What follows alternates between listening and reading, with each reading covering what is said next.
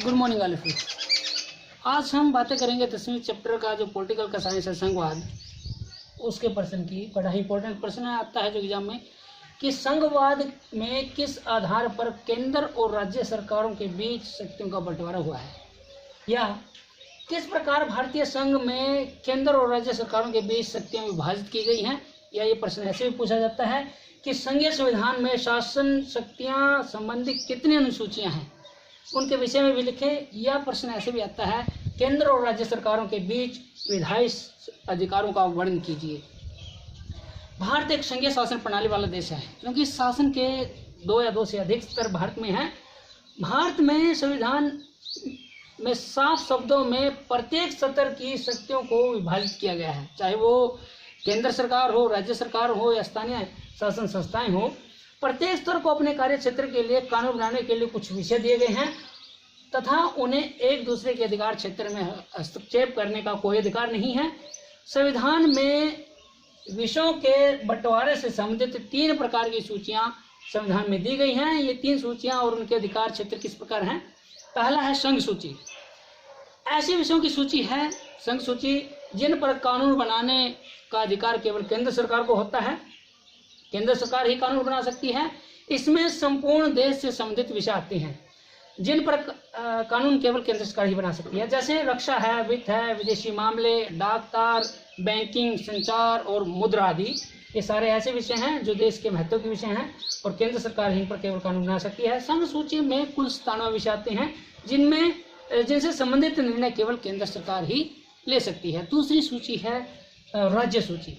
जैसे संघ सूची में केंद्र सरकार का अधिकार होता है कानून बनाने का, तो राज्य सूची में राज्य से संबंधित विषय आते हैं और उन पर केवल राज्य की सरकार का ही अधिकार होता है कानून बनाने का। ऐसे विषयों की सूची जिन पर राज्य सरकारें कानून बना सकती हैं। अगर राष्ट्रपति शासन लागू न हो, अगर राष्ट्रपति शासन होता है तो ऐसी स्थिति में कानून का निर्माण केंद्र सरकार करती है राज्य सूची में, अन्यथा राज्य सरकार ही कानून बना सकती हैं। इसमें पुलिस, व्यापार, वाणिज्य, कृषि और सिंचाई जैसे प्रांतीय और स्थानीय महत्व के विषय हैं वो शामिल किए जाते हैं। इसमें जो कुल विषय हैं राज्य सूची में वो 62 हैं, बेस्ट हैं। तीसरी सूची है समवर्ती सूची।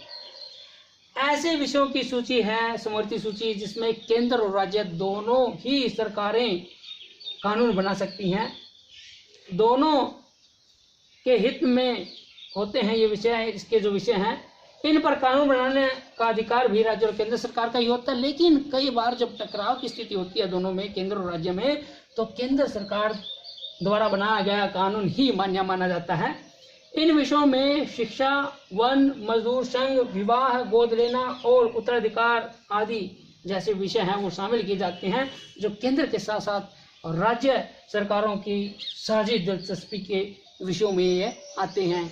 एक प्रश्न 2-3 नंबर में आता है कि सत्ता का विकेंद्रीकरण से क्या अभिप्राय है। संघवाद अगर आपको याद हो गया तो सत्ता के विकेंद्रीकरण में कोई मुश्किल नहीं है। सत्ता का विकेंद्रीकरण भी इसी तरह है कि सत्ता को ठीक ढंग से चलाने के लिए शासन के जो शक्तियां हैं वो विभिन्न स्तरों पर बांट देना, उच्च स्तर से निम्न स्तर तक उनको विभाजित कर देना। जैसे केंद्र में केंद्र सरकार है, राज्यों में राज्य सरकारें हैं, स्थानीय स्तर पर स्थानीय स्वशासन संस्थाएं हैं।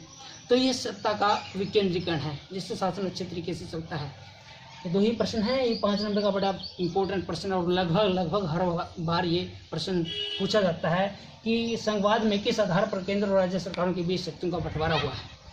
और ये सूचियां भी अलग अलग 2-2, 3-3 नंबर में पूछ ली जाती हैं। संघ सूची क्या है, राज्य सूची क्या है, समवर्ती सूची क्या है। कई बार इनके विषयों में थोड़ा बहुत चेंज आ जाता है, जैसे इसके स्थानों में 52 है तो इनमें थोड़ा बहुत चेंज भी आता रहता है, क्योंकि एक आध विषय ऊपर नीचे होता रहता है। आज के लिए हम इतना ही करेंगे। Thank you.